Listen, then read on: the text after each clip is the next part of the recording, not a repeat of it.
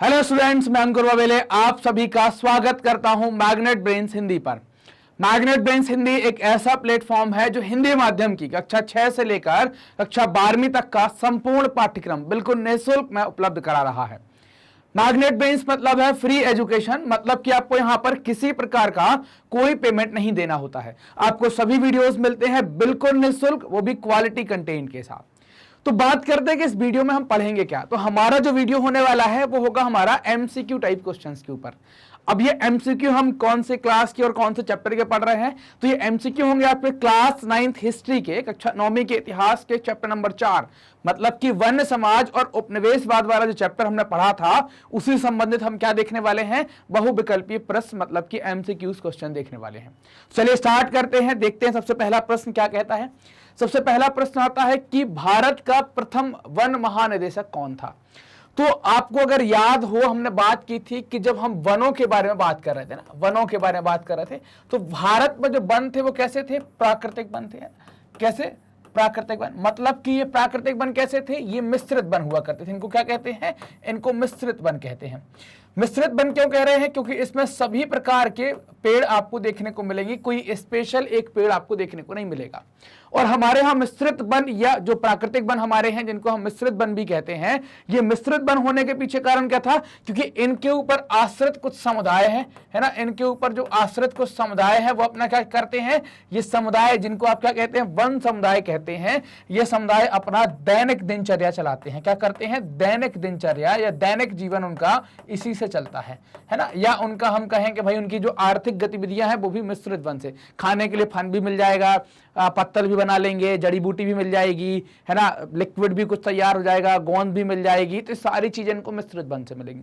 तो हमारे यहाँ पर जो वन थे वो प्राकृतिक वन थे।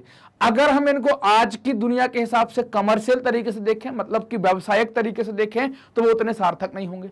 जब सार्थक नहीं होंगे और अंग्रेज हमारे यहाँ पर आए थे तो उनको तो चाहिए था कमर्शियल उपयोग, उनको तो लकड़ी काट के ट्रेन बनाना है और जहाज ट्रेन की पटरियों में लगाना है और जहाज बनाने में लगना है।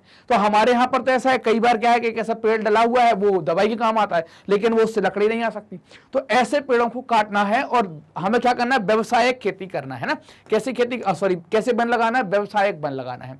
तो व्यवसायिक वन लगाने के लिए एक व्यक्ति को यहां पर भेजा गया और व्यक्ति को पोस्ट दे दी गई, क्या कह दिया गया, वन महानिदेशक की पोस्ट दे दी गई। वो कौन है व्यक्ति, वो बताना है हमें। 4 ऑप्शन आपके सामने है, फोस्टर, रंगनाथ, बेंडिस और क्लार्क। इन चारों में से आप बताना है कि भाई कौन से व्यक्ति हैं जो भारत के प्रथम वन महानिदेशक नियुक्त हुए हैं। तो ऑप्शन जो है वो सही कौन सा है, ब्रेंडिस है ना। ब्रेंडिस को हम जानते हैं भारतीय फॉरेस्ट सेवा के जनक के लिए, है ना। क्या, भारतीय वन सेवा जो है, भारतीय वन सेवा के जनक भी है। ये भारतीय वन सेवा के क्या है, जनक हैं। जनक का मतलब समझते हैं ना, पिता है, मतलब इनके दिमाग की उपज है ये भारतीय वन सेवा, ब्रेंडिस है ना। तो ये याद रखेंगे, कई बार आगे इन फ्यूचर भी काम में आपको आ सकता है कंपटीशन के अंदर, और उसके अलावा आपके पेपर में भी पूछ सकते हैं कि भाई भारतीय वन सेवा किसके दिमाग की उपज है या कौन जनक है, तो ब्रेंडिस इसके जनक है। अगले प्रश्न की तरफ चलते हैं। अगला प्रश्न है, चर्म शोधक की बात की जा रही है, टैनिन का उपयोग क्या होता था ना। चर्म शोधक आपको बताना है, बंदूक बनाने में, त्वचा के कैंसर के उपचार में, खाल से चमड़ा बनाने में और सुगंधित सामान बनाने में। चर्म जब आ गया है ना, तो यहां पर ये नाम लिखा हुआ है, इसको कहते हैं चर्म शोधक, है ना। अगर ये आ गया है तो चर्म का मतलब संबंधित हो जाता है किससे, चमड़े से, है ना। चर्म का संबंध किससे हो गया, चमड़े से। शोधक का मतलब क्या है, शुद्ध करना, शुद्ध करना मतलब प्योर फॉर्म में लाना चमड़े के। तो ऐसे कुछ 2 शब्दों से मिलकर चर्म शोधक बना है। तो मतलब कि क्या हो जाएगा, चर्म शोधक या टैनिन क्या है, खाल से चमड़ा बनाने में उपयोग होता है। एक प्रक्रिया होती है, एक मेथड होती है जिसके तहत अब क्या होता है, खाल से चमड़ा बनाते हैं।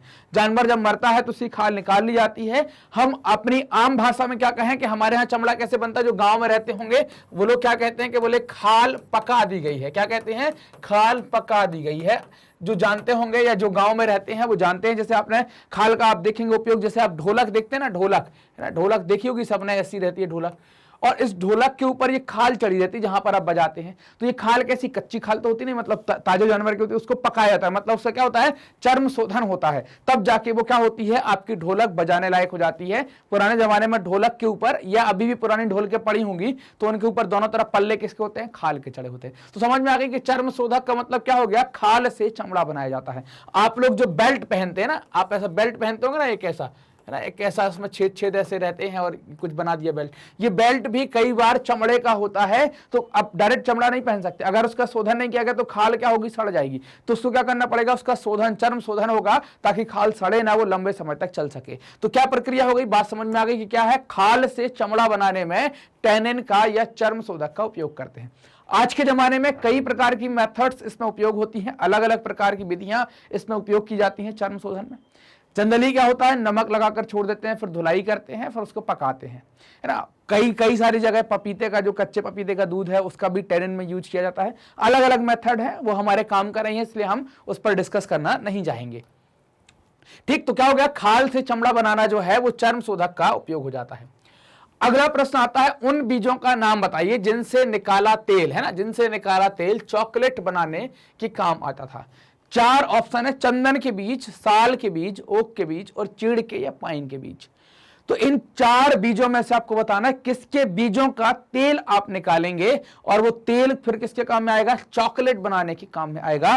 तो जो सही जवाब है वो है साल के बीज, है ना। हमने पढ़ा था कि साल के बीज का उपयोग किसमें करते हैं, चॉकलेट बनाने का, चॉकलेट जो बनाते हैं उसमें साल के बीज के तेल का उपयोग किया जाता है। अगला प्रश्न आता है, प्रश्न नंबर 4, हिंदुस्तान में अंग्रेजों के लिए रेल लाइनें क्यों अनिवार्य थी। मतलब अगर इस क्वेश्चन को घुमा दिया जाए, मतलब थोड़ा सा इस पर बदलाव कर दें, हिंदुस्तान में अंग्रेजों के लिए रेल लाइन क्यों महत्वपूर्ण थी, ऐसा भी कर सकते हैं। क्यों अनिवार्य थी ये बात तो ठीक है, क्यों महत्वपूर्ण भी कर दी तब भी जवाब में कोई परिवर्तन नहीं होगा। तो अब क्यों अनिवार्य थी, 4 ऑप्शन हम देखते हैं क्या है। राजस्व कमाने का यह सबसे उत्तम साधन था। राजस्व मतलब क्या हो गया, रेवेन्यू, है ना। क्या हो गया, रेवेन्यू, मतलब कैसे मिलेगा रेवेन्यू, टैक्स के फॉर्म में मिलेगा। ये औपनिवेशिक आवागमन और व्यापार में क्या है, सहायक है। ये शाही सेना के आवागमन में भी सहायक है। और आखिरी ऑप्शन है खा और गा दोनों। तो रेवेन्यू कमाने के लिए तो ये इनके लिए काम कर रही है। ये कैसे रेवेन्यू कमा सकते हैं, लगान बढ़ा बढ़ाकर रेवेन्यू कमा सकते हैं। इनके लिए क्या है, औपनिवेशिक आवागमन में और व्यापार में सहायक है। औपनिवेशिक आवागमन मतलब जैसे भारत उनका उपनिवेश हो गया तो यहां पर आने जाने में ट्रेन का उपयोग कर लेंगे। साथ ही अपने यहां से कोई बना माल लाए हैं तो बेचेंगे, और यहां से कोई कच्चा माल है तो उसको साथ में ले जाएंगे, तो ये व्यापार में सहायक होगी। दूसरी चीज कि जब औपनिवेशिक शासन चलेगा तो उसका विरोध भी होगा कई सारी जगह, तो सेना का आवागमन भी करवाना पड़ेगा, मतलब शाही सेना के आवागमन में भी सहायक थी। तो फिर कौन सा ऑप्शन सही हो जाएगा, ऑप्शन नंबर डी जो है वो सही हो जाएगा कि भाई ऑप्शन नंबर बी और सी, खा और गा जो है वो दोनों करेक्ट है। क्लियर बात। अगले प्रश्न की तरफ चलते हैं। प्रश्न नंबर 5 क्या कहता है, प्रश्न नंबर 5 कहता है कि वनोन्मूलन क्या कहलाता है या क्या है। वनोन्मूलन का मतलब क्या हो गया, इस शब्द को हम ऐसे लिख सकते हैं कि वन उन्मूलन क्या है ना, ऐसा भी लिख सकते हैं, वन उन्मूलन क्या है। इसको संधि के तहत जोड़ दिया गया है तो फिर ये ऐसा कुछ बन गया है ना। तो ये वन उन्मूलन क्या है, तो वन का मतलब है जंगल, उन्मूलन का मतलब होता है, क्या होता है उन्मूलन का मतलब, उन्मूलन का मतलब होता है नाश, है ना। इसका मतलब क्या होता है, नाश, या वो चीज का क्या होता है, कम होना। सबसे सही शब्द क्या है इसके लिए, नाश। तो वन उन्मूलन क्या है, तो वन उन्मूलन का मतलब हो गया कि भाई वनों का नाश क्या है। तो वनों का नाश मतलब क्या है, वन देखने में हमें घटते जाएंगे तभी तो उनका नाश हो जाएगा। मतलब कि अगर वन आपको कम दिखाई दे रहे हैं तो आप उसको क्या कह सकते हैं कि भाई वनों का उन्मूलन हो रहा है, तभी ये विलुप्त होते चले जा रहे हैं। क्लियर। तो जब हम ये बात देखेंगे कि भाई वन जो है वो विलुप्त हो रहे हैं, मतलब कि लुप्त हो रहे हैं, तो लुप्त हो रहे हैं मतलब क्या, घट रहे हैं, तो फिर उनको कहेंगे ये लुप्त हो रहे हैं, दिख नहीं रहे हैं आजकल, तो इनको क्या कहेंगे, वन उन्मूलन कहलाएगा। तो सही आंसर क्या हो जाएगा आपका, ऑप्शन नंबर ए जो है वो सही ऑप्शन हो जाएगा आपका। वन उन्मूलन का जो सही जवाब हो जाएगा वनों का लुप्त होना। पूर्ण विकसित पेड़ की कटाई, ये वन उन्मूलन मतलब वनों के लुप्त होने की एक प्रक्रिया है कि पेड़ आप काट रहे हैं, लेकिन ये डायरेक्ट नहीं होगा। वनों में जंगली जानवरों का विलुप्तीकरण, ये भी जंगली जानवरों का विलुप्तीकरण वो होगा जीवों का लुप्त होना, या जीव उन्मूलन उसको कह देंगे। इसको क्या कह सकते हैं, जीव उन्मूलन कह सकते हैं। क्या कह सकते हैं, ये जीव उन्मूलन हो सकता है। और नए पेड़ लगाना, तो नए पेड़ लगाना तो क्या है, वनों को लगाना, मतलब ये तो रोपण के अंतर्गत आ गया। रोपण मतलब रोपना या पौधे लगाना या वानिकी को और बढ़ाना, तो ये वो वाली बात हो गई। तो अब जो बातें हैं दो देखे हमने, तो इसमें क्या हो गया, हमारा सही जवाब वनों का लुप्त होना ही क्या कहलाता है, वन उन्मूलन कहलाता है। अगला सवाल आता है प्रश्न नंबर 6, रोपण से आप क्या समझते हैं। रोपण मतलब रोपना कहलाता है, किसी भी चीज को रोपा गया। हमने क्या किया कि कोई एक ऐसी जमीन थी, यहां पर एक पौधा ऐसे रोप दिया है, एक चीज को ऐसा रोप दिया है। अब ये किस चीज का पौधा है ये आपको नहीं पता है। पेड़ लगाने की जो प्रक्रिया है, पेड़ को लगाना ही क्या कहलाता है आपका, इसको आप रोपण कह सकते हैं। तो रोपण से आप क्या समझते हैं, तो हम एक समझ लेंगे कि भाई पेड़ लगाना जो है वो क्या है, पेड़ लगाना या पौधा लगाना क्या हो जाएगा आपका, पौधा लगाना क्या हो जाएगा आपका, इसी को हम कह देंगे ये रोपण कहलाता है। मतलब कि क्या हो गया, एक प्रकार की जो फसल हो गई है ना, एक प्रकार की जो फसल हो गई उसको आप रोपते हैं तो क्या है, तो ये हम क्या कह देंगे भाई, एक प्रकार की जो फसल है वो क्या हो जाएगी आपकी, रोपण के अंतर्गत आ जाएगी। तो लगाने की जो प्रक्रिया है वो रोपण हो जाएगी। तो इसमें पूछा गया कि भाई 4 ऑप्शन है, एक खास प्रकार की फसल, धान और गेहूं की फसल, बड़ी पट्टी क्षेत्र में फलों की खेती और तिलहन की खेती। तो खेती तो एक अलग चीज हो गई कि भाई क्या है, ये तो ठीक है, लेकिन खेती के अंतर्गत जब आप पौधा लगाते हैं वो सब रोपण के अंतर्गत आ जाएगा। तो भाई जब आप रोपेंगे तो क्या हो जाएगा, एक खास प्रकार की फसल को रोपना, उसको हम क्या कहते हैं, रोपण कर रहे हैं। जनरली हम किसको रोपते हैं, हम सामान्य तौर पर धान की फसल को रोपते हैं, सब्जी की फसलों को रोपते हैं, या बागानी फसलें हैं उनको पहले हम नर्सरी में उगाते हैं फिर उनको रोपते हैं। तो कोई भी एक खास प्रकार की फसल जिसको रोपण के माध्यम से हम उगा सकते हैं क्या कहलाएगी, वो रोपण के अंतर्गत आ जाएगी। अगला सवाल है भारतीय वन सेवा की स्थापना कब हुई। तो हमने देखा था कि इस भारतीय वन सेवा के जनक हैं वो बैंडरेस हैं, बैंडरेस के द्वारा इस सेवा को बनाया गया था। क्या है ये भारतीय वन सेवा, जो इंडियन फॉरेस्ट सर्विस आप कहलाते हैं, जंगलों की देखरेख करने के लिए जो उच्च अधिकारियों की नियुक्ति की जाती है वो भारतीय वन सेवा के तहत की जाती है। तो ये भारतीय वन सेवा की स्थापना कब हुई है, तो 4 ऑप्शन है, 1857, 1874, 1854 और 1864। ये 4 ऑप्शन में से आपको बताना है कि कौन से वर्ष में भारतीय वन सेवा की स्थापना की गई है। तो सही जवाब है आपका डी, 1864। और ये भी आप याद रखेंगे, इसके अगले साल 1865 में वन अधिनियम भी बन जाएगा। इंपीरियल फॉरेस्ट रिसर्च इंस्टीट्यूट की स्थापना कहां हुई है। अब ये जो इंपीरियल फॉरेस्ट रिसर्च इंस्टीट्यूट है इसकी स्थापना भी कौन करेंगे, तो बैंडरेस साहब के द्वारा इसकी स्थापना भी करवाई जाएगी। इंपीरियल फॉरेस्ट रिसर्च इंस्टीट्यूट की स्थापना कहां हुई है, 4 ऑप्शन, हरिद्वार, देहरादून, शिवकाशी और शिमला। तो इनमें से सही जवाब जो है वो है देहरादून। शिवकाशी फेमस है पटाखे के लिए, हरिद्वार फेमस है गंगा जी के लिए, शिमला आप समझते हैं किस चीज के लिए फेमस है, देहरादून भी फेमस प्लेसेस में से है। लेकिन इंपीरियल फॉरेस्ट रिसर्च इंस्टीट्यूट कहां पर है, देहरादून के अंतर्गत। क्या करेगा ये इंपीरियल फॉरेस्ट रिसर्च इंस्टीट्यूट, ये रिसर्च इंस्टीट्यूट काम करता है कि भाई पेड़ कैसे लगाए जाएं, ये वैज्ञानिक बातचीत को सिखाएगा। वहां पर जो कर्मचारी अधिकारी ट्रेनिंग लेने जाएंगे वहां पर ये सीखेंगे, और ये ट्रेनिंग प्रोवाइड कराता है, मतलब कि प्रशिक्षण दिलाता है वन अधिकारियों को, वन कर्मचारियों को प्रशिक्षण देने वाला संस्थान है। अगला प्रश्न है प्रश्न नंबर 9, 1878 के अधिनियम में निम्न में से किस श्रेणी को शामिल नहीं किया गया है। मतलब 1878 के अधिनियम के तहत किस श्रेणी को शामिल नहीं किया गया, मतलब कि जब वनों का विभाजन किया गया, श्रेणी की बात की जा रही है, तो जब वनों का विभाजन किया गया तो यहां पर वनों को 3 श्रेणियों में विभाजित कर दिया। कौन कौन से, आरक्षित वन, कौन से आरक्षित वन, संरक्षित वन या सुरक्षित वन, संरक्षित या सुरक्षित वन, और ग्रामीण वन। ये 3 प्रकार की वनों को या 3 प्रकार की श्रेणियां बांटी गई थी। इसमें से कौन सी नहीं शामिल की गई है वो बतानी है। तो नहीं वाली जो है वो कौन सी है, प्रतिबंधित है ना, कौन सी है, प्रतिबंधित है ना, ऐसी कोई श्रेणी उन्होंने नहीं बनाई थी। तो ये हमारा क्या हो जाएगा, सही जवाब हो जाएगा। अगला प्रश्न है प्रश्न नंबर 10, आरक्षित वन के लिए निम्न में से कौन सा कथन सत्य है, आपको ये बताना है कि आरक्षित वन क्या कहलाते हैं, उनके कथनों के बारे में बात करनी है। पहला कथन है, ग्रामीणों को इन वनों में घुसने की मनाही है। क्या ग्रामीण इन वनों में जा सकते हैं, नहीं जा सकते, उनको घुसने पर रोक लगाई गई है। मतलब ये वाली बात सही है। ग्रामीण इन वनों से लकड़ियां ले जा सकते हैं, हाँ ले जा सकते हैं, लेकिन बड़ी कड़ी निगरानी में उनको ले जानी पड़ सकती है। तो ये बात बता सकते हैं। ग्रामीण इन वनों में केवल वन उत्पाद ले जा सकते हैं, और ग्रामीण इन वनों में केवल अपने पशुओं को चरा सकते, पशु को नहीं चरा सकते बिल्कुल कोई। ग्रामीण इन वनों में केवल वन उत्पाद ले सकते हैं। आरक्षित में तो बड़ा कठिन था, नहीं ले सकते, पूर्णता रोक लगाई गई थी। लकड़ियां ले सकते हैं, नहीं, चोरी कर सकते हैं, लकड़ी की भी एक अलग चीज है। तो सही जवाब क्या हो जाएगा, सही जवाब है पहला, ग्रामीणों को इन वनों में घुसने की मनाही थी। आपने देखा था 3 प्रकार की हमने कैटेगरी देखी थी, एक को हम कह रहे थे आरक्षित, और दूसरे को कह रहे थे सुरक्षित, और तीसरे को कह रहे थे ग्रामीण, है ना, आपको अगर याद हो तो। और तीसरे को कह रहे थे ग्रामीण। आरक्षित जिसमें हर प्रकार का प्रतिबंध लगा दिया गया था वो आरक्षित है। यहां से आपको कुछ सामान कुछ चीजें क्या कर सकते हैं, ले सकते थे ना, कुछ चीजें आप ले सकते हैं, जैसे कुछ जलाऊ लकड़ी बीन सकते हैं, थोड़ी बहुत आपको छूट मिल सकती है, तो वो सुरक्षित और ग्रामीण से। आरक्षित में तो हर प्रकार से आप प्रतिबंधित हैं, ना तो आप जा सकते हैं, ना कोई वहां से जंगल से कोई चीज आप वहां से ले सकते हैं। तो पहला वाला जो जवाब है वो सही हो जाएगा। क्लियर बात। अगले प्रश्न की तरफ चलते हैं। प्रश्न नंबर 11 क्या कहता है, भारतीय वन अधिनियम कब लागू किया गया था या कब लागू हुआ था, यह बताना है। 1864, 1865, 1866 और 1867। सही जवाब है 1865। आपको बताया था ना कि 1864 में जो चीज चालू हुई थी उसको कहते हैं भारतीय वन सेवा। आपको बताया था ना, भारतीय वन सेवा। क्या कहते हैं, वन सेवा। इस वन सेवा के बाद हमने बताया था आपको कि 1864 में जब वन सेवा आ जाएगी तो उसके 65 में क्या आएगा, वन कानून भी आपको देखने को मिल जाएगा, वन अधिनियम देखने को मिल जाएगा। तो आप दोनों को लगातार याद रखेंगे, पहले सेवा आई बाद में कानून आया, पहले सेवा आई बाद में कानून आया, पहले भारतीय वन सेवा आई 64 में, बाद में कानून आया, मतलब 65 में। अगला प्रश्न नंबर 12 क्या कहता है, घर बनाने या ईंधन के लिए लोग लकड़ियां कहां से ले जा सकते थे। आरक्षित वनों से, सुरक्षित वनों से, ग्रामीण वनों से और बी और सी दोनों से।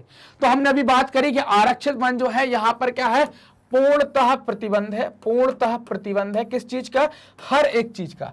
मतलब किसका प्रतिबंध है, हर एक, प्रत्येक गतिविधि का, है ना। क्या कहते हैं अपन यहां पर, प्रत्येक गतिविधि का, है ना, प्रत्येक गतिविधि का प्रतिबंध है।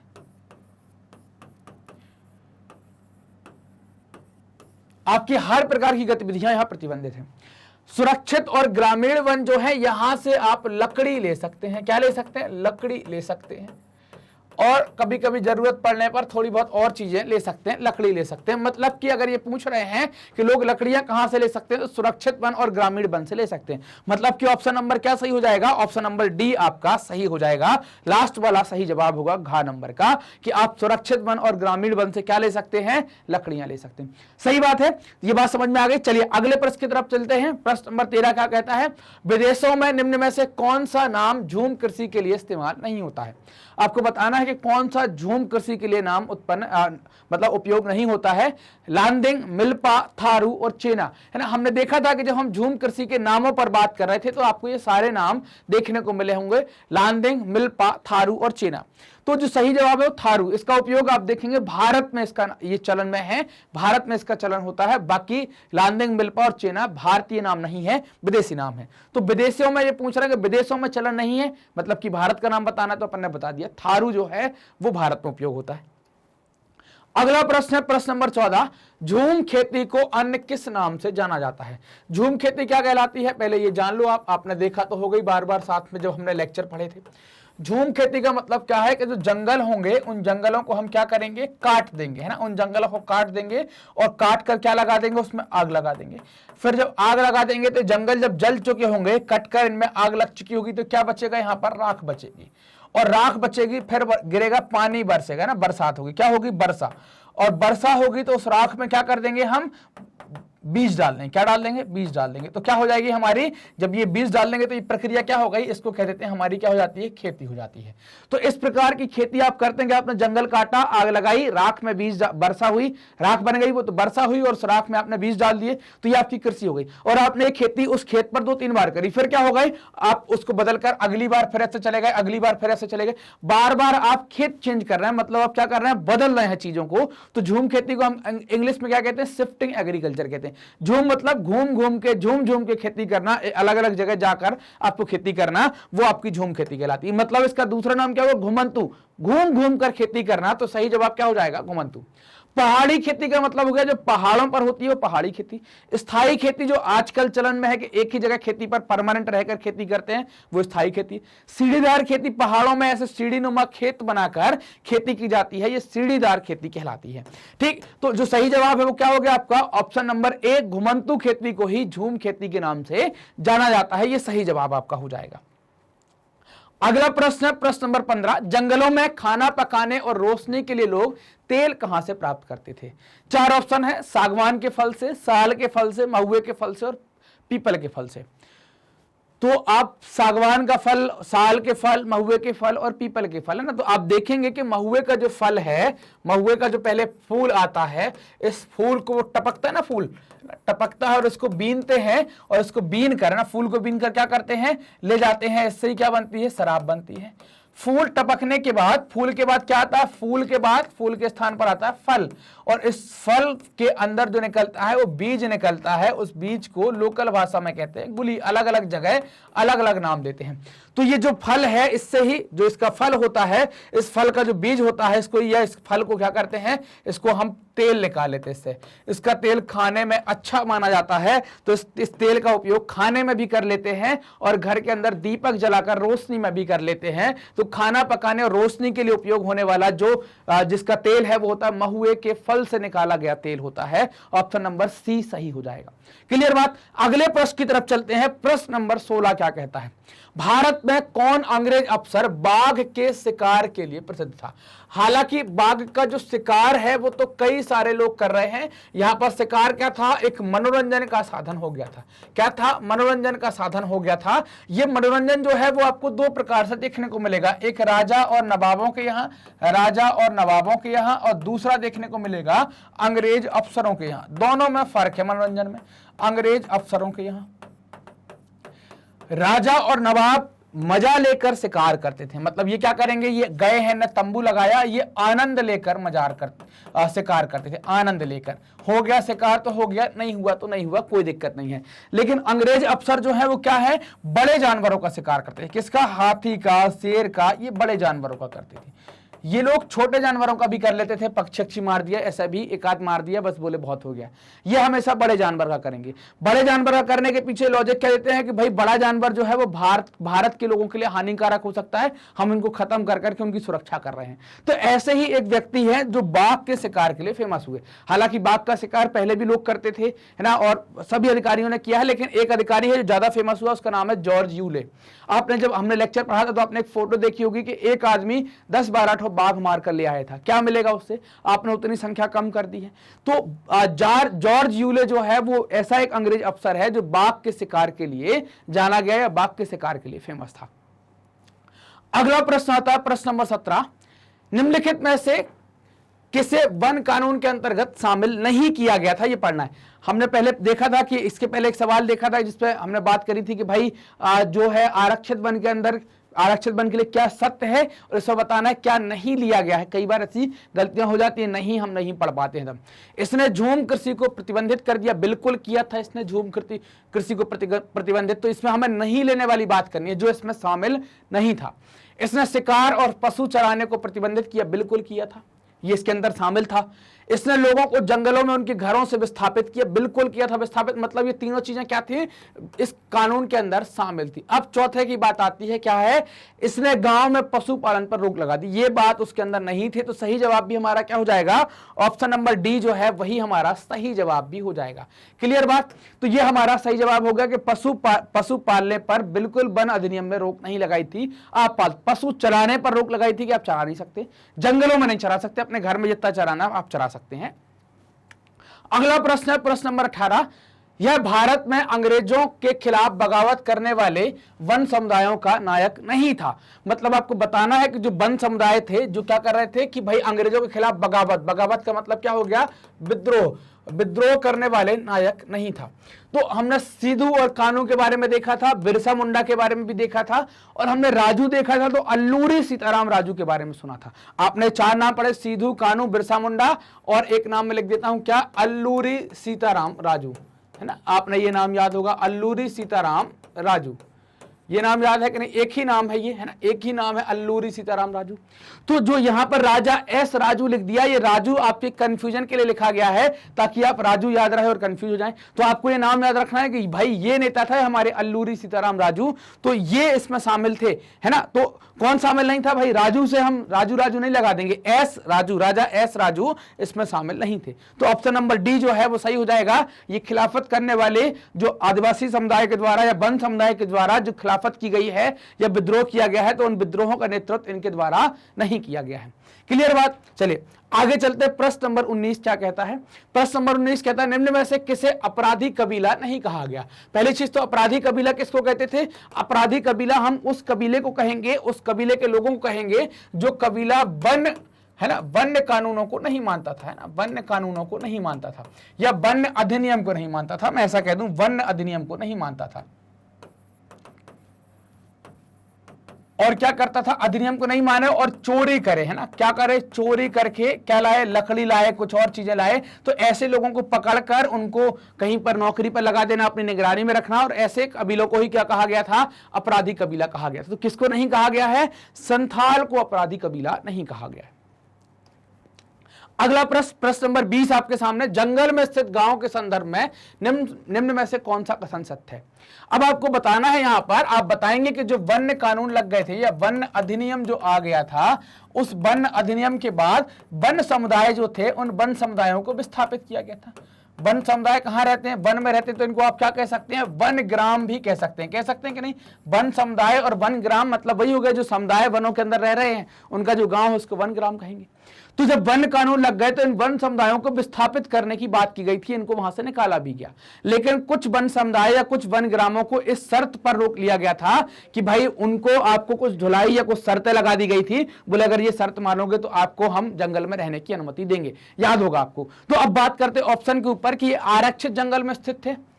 ठीक है, वो तो ठीक है, सही बात है। इन गांवों के लोगों को निश्चित शर्तों का पालन करना पड़ता था, यह भी बात सही है कि भाई शर्तों का पालन भी करना पड़ रहा था। लोगों को वन विभाग के लिए मुफ्त में काम करना पड़ता, बिल्कुल करना पड़ रहा था, यह भी बात सही है। और ऑप्शन नंबर 30 चौथा क्या है? उपरोक्त सभी, मतलब कि उपरोक्त सभी भी क्या हो जाएगा? सही बात हो जाएगी। तो सही बात मतलब आंसर भी क्या हो जाएगा? सही बात मतलब कि क्या हो गया? उपरोक्त सभी जो है वो हमारा आंसर हो जाएगा। जो गांव थे वो जंगलों में स्थित थे, उनको शर्तों का पालन करना पड़ रहा था, लोगों को मुफ्त में काम भी करना पड़ रहा था।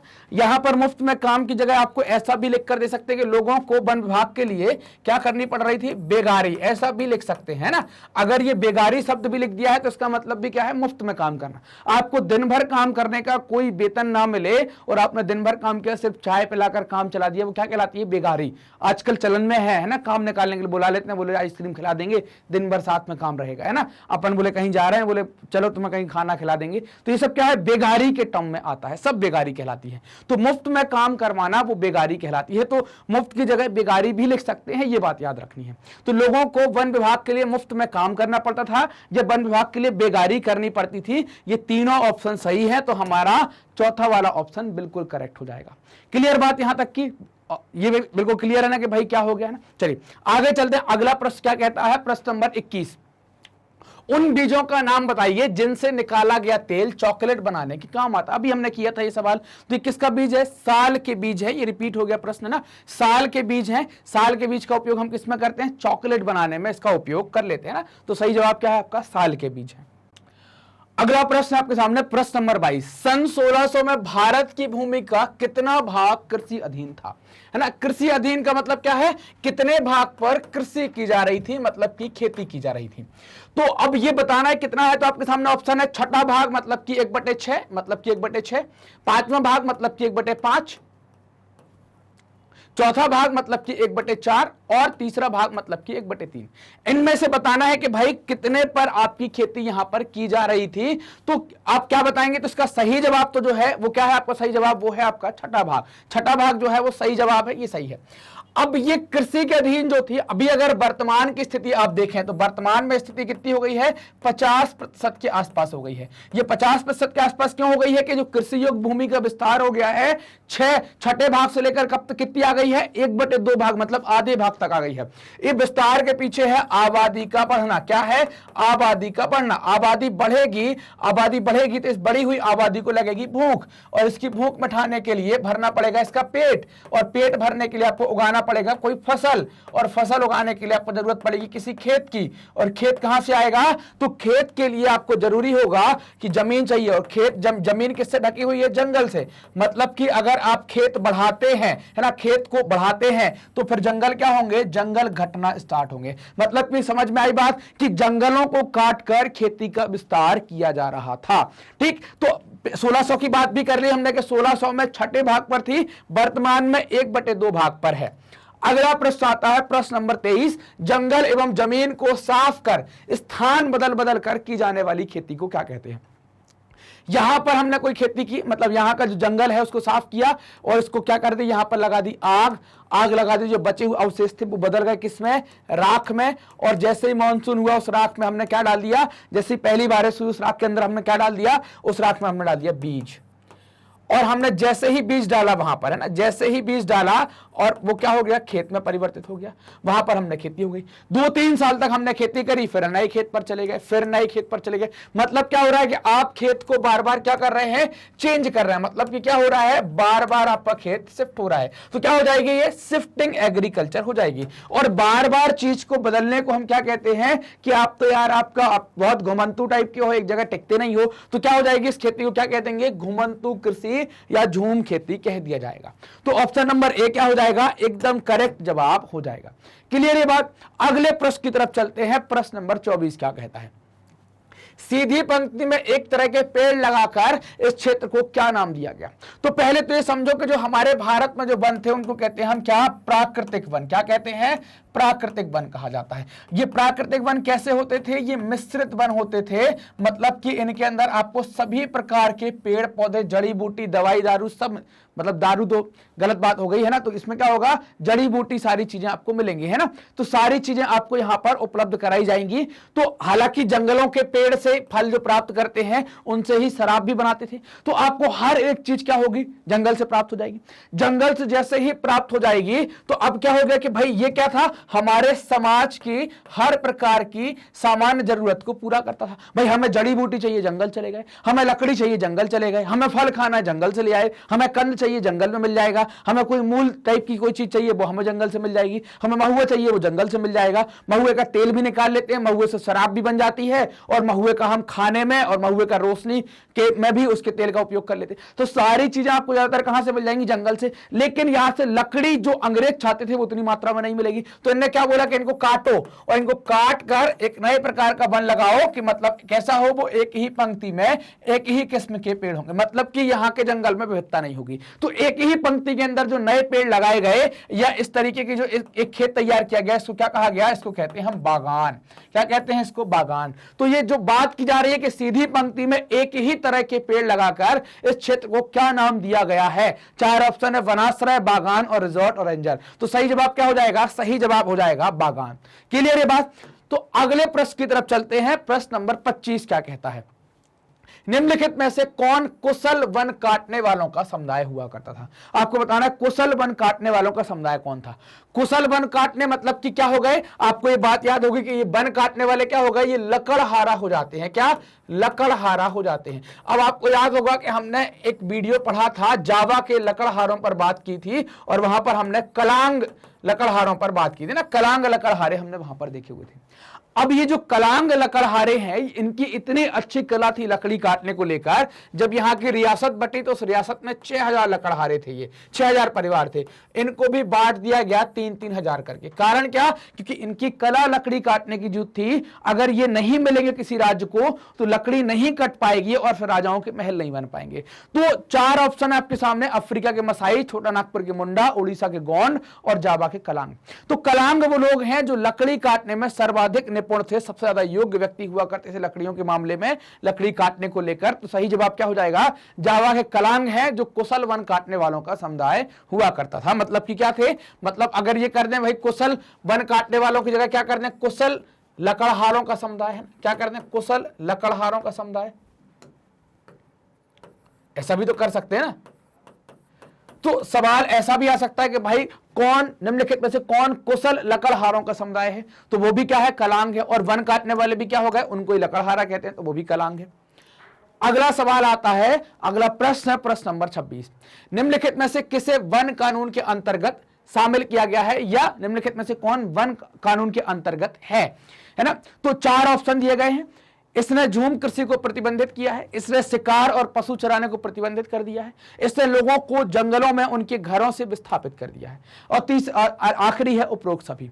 इसी प्रकार का एक प्रश्न हमने देखा था जो यहां पर लिखा हुआ था कि अंतर्गत नहीं है ना, नहीं है में तो क्या था कि तीनों ऑप्शन सेम थे। यहां पर एक नई चीज दे दी गई थी कि पशु पालने पर, यहां पर क्या कर दिया गया कि भाई कृषि प्रतिबंधित है, झूम कृषि है, शिकार और पशु चराने को प्रतिबंधित किया गया है, लोगों को जंगल में उनके घरों से विस्थापित किया गया। मतलब कि कौन कौन शामिल है, सभी शामिल है यहां पर। तो ऑप्शन नंबर जो डी है वो क्या हो जाएगा आपका, बिल्कुल सही जवाब हो जाएगा। तो ये सही सवाल हो गया, ये सही जवाब हो गया। अब अगले प्रश्न की तरफ चलते हैं, प्रश्न नंबर 27। वैज्ञानिक वानिकी की प्रणाली का अर्थ है, आपको बताना है क्या है ना। वैज्ञानिक वानिकी की प्रणाली का अर्थ क्या है? प्रणाली जिसके द्वारा स्थानीय किसानों को एक बागान के भीतर अस्थायी रूप से खेती करने की अनुमति दी जाए, 3 श्रेणियों में वनों का विभाजन किया जाए, पुराने पेड़ों को काटने और नए लगाने की प्रणाली, और वनों का विलुप्त होना, है ना। तो यहां पर पूछ रहा है वैज्ञानिक वानिकी की प्रणाली के बारे में बात की गई है। वैज्ञानिक वानिकी की प्रणाली जो है वो हमने बात की थी, तो इसका जो सही जवाब है वो क्या है, पुराने पेड़ों को काट कर नए पेड़ लगाए जाए। कैसा था, यहां पर क्या कर रहे थे वो लोग, है ना। तो इसमें आप देखिए कि उन्होंने जो पुराना पेड़ था, मतलब पुराने पेड़ का मतलब क्या हो गया, हम बात कर लें कि पुराने पेड़ का मतलब हो गया प्राकृतिक जंगल जो पुराने थे ना, प्राकृतिक वन। इन वनों को काट कर इनकी जगह पर क्या करें, नए पेड़ लगाएं। मतलब कि क्या हो, नए पेड़ लगाएंगे, उनको एक पंक्ति में तैयार करेंगे कुछ इस तरीके से, और इस तैयार चीज को क्या कहेंगे, बागान कहा जाएगा। क्या कहेंगे, बागान कहा जाएगा। तो सही जवाब क्या हो गया, ऑप्शन नंबर सी जो है वो सही जवाब है। पुराने पेड़ों को काटने और नए पेड़ों को लगाने की प्रणाली है, उसी को आप वैज्ञानिक वानिकी प्रणाली के नाम से जानते हैं, या इसका अर्थ एक्चुअल में यही होता है। अगला प्रश्न है प्रश्न नंबर 28। ब्लांगडोंग-डियस्टेन की प्रणाली क्या थी ना। ब्लांगडोंग-डियस्टेन की प्रणाली क्या थी, ये आपको याद आना चाहिए। ये एक ऐसी प्रणाली थी जिसमें कुछ शर्तों के साथ उनको जंगलों में रहने के लिए सहमत कर लिया था कि भाई आप हमारे लिए फ्री में काम करेंगे तो आपको जंगलों में रहने के लिए परमिशन देंगे या अनुमति आपको दी जाएगी। तो क्या है, ये शिक्षा की प्रणाली है? बिल्कुल नहीं है। औद्योगिकरण है? बिल्कुल नहीं है। पहले जमीन पर लगान लगाया और फिर छूट दे दी, और छूट देकर क्या कर दिया कि आप यहां पर रह सकते हैं, आप रहो यहां पर, लेकिन क्या करना पड़ेगा आपको, हमारे लिए बेगार करना पड़ेगा। मतलब आप हमारे लिए काम करेंगे, उसका आपको पैसा नहीं मिलेगा। पैसा क्या है, आपको नहीं मिलेगा। तो सही जवाब क्या हो जाएगा आपका, सही जवाब हो जाएगा ऑप्शन सी। पहले जमीन पर लगान लगाया, फिर हमको विस्थापित करने की कोशिश की, फिर छूट दे दी कि आप रहो लेकिन हमारे लिए फ्री में काम करो। वो व्यवस्था क्या हो गई, इसको कहते हैं ब्लांगडोंग-डियस्टेन, ये व्यवस्था कहलाती है। अगला प्रश्न है प्रश्न नंबर 29। कलांगों ने डचों का खालिस्तान में विरोध किया। कब कलांगों ने डचों का विरोध किया था? डच चाहते थे, क्योंकि जावा में डचों का उपनिवेश था, तो डच चाहते थे कि भाई कलांग हमारे लिए काम करना स्टार्ट करें। तो इसका सही जवाब है 1770। 1770 में कलांगों ने डचों के एक किले पर हमला करके विरोध अपना प्रकट कर दिया था। अगला प्रश्न है प्रश्न नंबर 30। डचों ने इंडोनेशिया में वन प्रबंधन कहां से शुरू किया था? तो डचों ने वन प्रबंधन मतलब भारत में जैसा वन प्रबंधन किया था। वन प्रबंधन का मतलब इनके लिए क्या था कि जो प्राकृतिक तरीके से वन है उनकी जगह जो व्यवसायिक वानिकी है, या जो जिसको आप वैज्ञानिक वानिकी कहते हैं, साइंटिफिक फॉरेस्ट्री कहलाती है, उसको लगाएं। मतलब कि एक ही पंक्ति में पेड़ तैयार करें, जिनको हम बागान कहते हैं, जिनका क्या हो कि कोई उपयोग ज्यादा स्तर पर अंग्रेज या डच कर पाए। भारत में अंग्रेज और इंडोनेशिया के अंदर डच, क्योंकि इंडोनेशिया जो है वो डचों का उपनिवेश था, भारत जो है वो अंग्रेजों का उपनिवेश था। तो सब पूछा है कि डचों ने इंडोनेशिया में कहां से, है ना, वन प्रबंधन कहां से शुरू किया है? 4 ऑप्शन है, जावा, सुमात्रा, बाली और इनमें से कोई नहीं। तो सही जवाब है वो है जावा। हमने पढ़ा था ना कि जावा के जंगल, जावा के लकड़हारे, हमने ऐसे टॉपिक कुछ कवर किए थे। तो जावा से ही यहां पर क्या होती है, वन प्रबंधन की शुरुआत होती है। अगला प्रश्न है प्रश्न नंबर 31। बैगा वन समुदाय का संबंध। ये बैगा वन समुदाय खालिस्तान का है, कहां का है? 4 ऑप्शन है, मध्य भारत, उत्तर भारत, दक्षिण भारत, उत्तर पूर्वी भारत। तो बैगा जो जनजाति है या बैगा वन समुदाय है, उसका संबंध मध्य भारत से है। तो आप देखें इसका सही जवाब भी क्या होगा, मध्य भारत होगा, है ना। तो ये मध्य भारत से संबंधित है, एक आदिवासी समूह है, वन समुदाय है, मध्य भारत से संबंधित है। अगला प्रश्न है प्रश्न नंबर 32। भारत में रेलवे नेटवर्क का तेजी से विस्तार खालिस्तान में हुआ। चार ऑप्शन है 1820, 1830, 1850 और 1860। इन चार ऑप्शनों में से एक पर बताना है कि भाई किस सन से या किस सन में तेजी से विस्तार होना स्टार्ट होता है। तो सही जवाब है 1860। हमारे यहां पर जो आप देखेंगे कि पहली ट्रेन डली वो 1853 में डलती है, पहली ट्रेन चलती है। तो रेलवे नेटवर्क का जो विस्तार है वो आप 1860 के आसपास बड़ा तेजी से देखेंगे। अगला प्रश्न आता है प्रश्न नंबर 33। 1 मील लंबी रेल लाइन बिछाने में कितने स्लीपरों की आवश्यकता होती है? स्लीपर क्या कहलाता है? जब ये दो पटरियां डली होती हैं तो इन पटरियों को बीच में बांधे रखता है यहां पर, ये कहलाता है स्लीपर, और इस स्लीपर के ऊपर ही पटरी डाली जाती है। तो ये स्लीपर पहले किसके बनते थे? लकड़ी के बनते थे। आजकल किसके बनने लगे हैं? तो सीमेंट के बनाना, इनको सीमेंट और रेत का बनाना इनको आजकल स्टार्ट कर दिया। बीच में वो छोटे छोटे पत्थर भर देते हैं ताकि क्या है वो बैलेंस बनी रहे, वाइब्रेशन बहुत ज्यादा ना आए। उनके सबके अपने अलग अलग उपयोग होते हैं। ये स्लीपर लकड़ी के बनते थे और उसके लिए लकड़ी के लिए आपको जंगल काटने पड़ेंगे। तो इसीलिए पूछा गया कि एक मील लंबी रेलवे लाइन बिछाने में कितने स्लीपरों की आवश्यकता है? ऑप्शन है, पहला ऑप्शन 1760 से 2000, दूसरा 1000 से 1500, तीसरा 1500 से 1550 और चौथा इनमें से कोई नहीं। तो सही जवाब जो है वो कितना है? 1760 से लेकर 2000 स्लीपर 1 मील रेलवे लाइन बिछाने में आपको लग जाएंगे। मतलब कि आपको बहुत बड़ी मात्रा में पेड़ काटने पड़ रहे थे।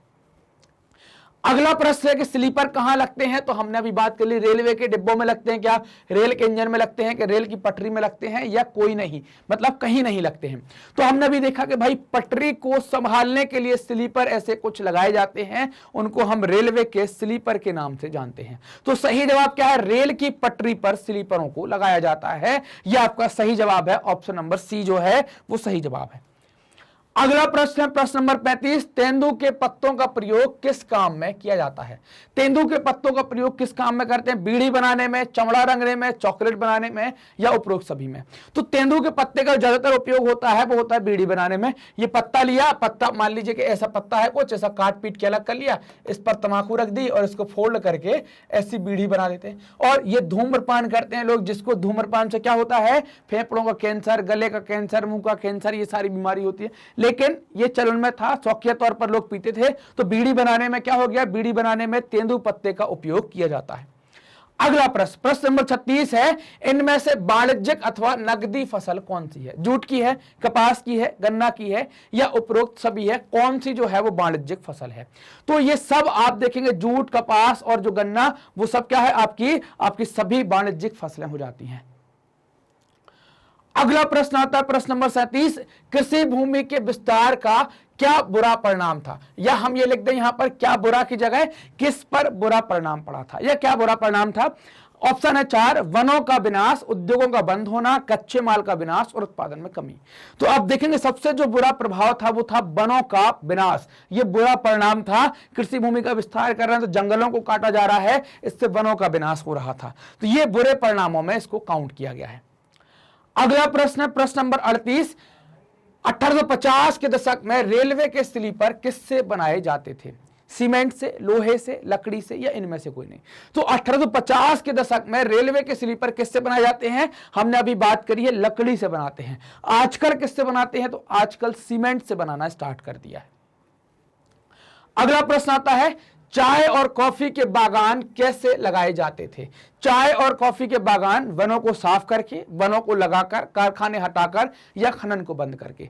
तो जो बागान है ये वनों को साफ करके लगाए जाते थे। मतलब कि कैसा है, ये जो दोनों बागान होंगे वो कैसे इलाके पर होंगे? पहाड़ी क्षेत्रों पर। वहां के वनों को साफ करेंगे।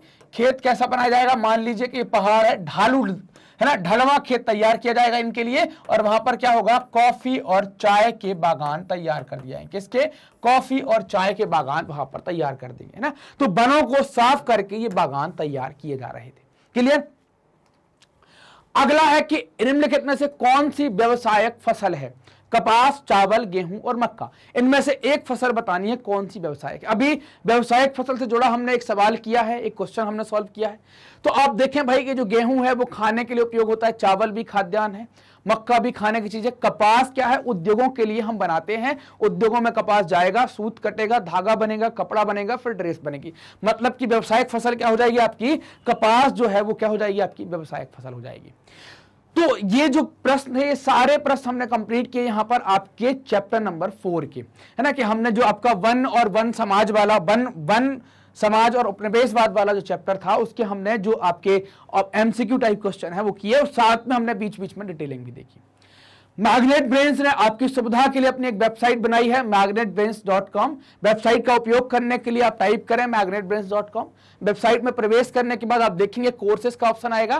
कोर्सेज पर से आपको सिलेक्ट करना है कि आप कौन से कोर्स से आप कौन सा कोर्स देखना चाहते हैं, English medium, Hindi medium, spoken, NTSC, olympiad, CET है ना, IIT, JEE, नीट, कौन सा कोर्स आप देखना चाहते हैं वो कोर्स को आपको सिलेक्ट करना है। मान लीजिए कि आप हिंदी मीडियम के हैं तो आपने हिंदी मीडियम सेलेक्ट किया।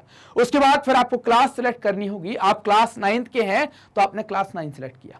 जैसे ही 9 सिलेक्ट करेंगे सारे टीचर आपके सामने होंगे। जो भी सब्जेक्ट आपको देखना है, जिस भी सब्जेक्ट की आपको वीडियो देखना है, आप आसानी से देख सकते हैं। मान लीजिए कि आप हिस्ट्री के वीडियो देखना चाह रहे हैं तो आपने ये देखा यहां पर, और यहां पर वॉच नाउ पर क्लिक किया। जैसे ही वॉच नाउ पर क्लिक करेंगे हिस्ट्री के सभी चैप्टर वाइज वीडियो आपके सामने होंगे। अब यहां पर आपने जो भी चैप्टर देखना, चैप्टर पर क्लिक किया, उसका जो भी वीडियो देखना है उसके सामने ऐसा वॉच नाउ बनाया हुआ है। उस वॉच नाउ बटन पर आप क्लिक करेंगे, क्लिक करते ही क्या हो जाएगा, ये वीडियो चल जाएगा। पूरा वीडियो देखने के बाद आप अगले वीडियो पर जाना चाहते हैं तो नेक्स्ट वीडियो का उपयोग करें और अगले वीडियो को भी पढ़ें और अपने ज्ञान को बढ़ाएं। इससे आपकी समय की बर्बादी नहीं होगी, आप व्यवस्थित तरीके से पढ़ पाएंगे। मैग्नेट ब्रेन्स हिंदी माध्यम के विद्यार्थियों के लिए कक्षा 6 से लेकर कक्षा 12वीं तक का संपूर्ण पाठ्यक्रम बिल्कुल निःशुल्क में उपलब्ध करा रहा है। ये वीडियो प्राप्त करने के लिए आपको करना क्या है, आप मैग्नेट ब्रेन्स हिंदी को सब्सक्राइब करें, जो भी वीडियोस आते हैं उनको लाइक करें और अपने दोस्तों के साथ जमकर शेयर करें। कमेंट कर भी बताएं कि वीडियोस कैसे लग रहे हैं। धन्यवाद।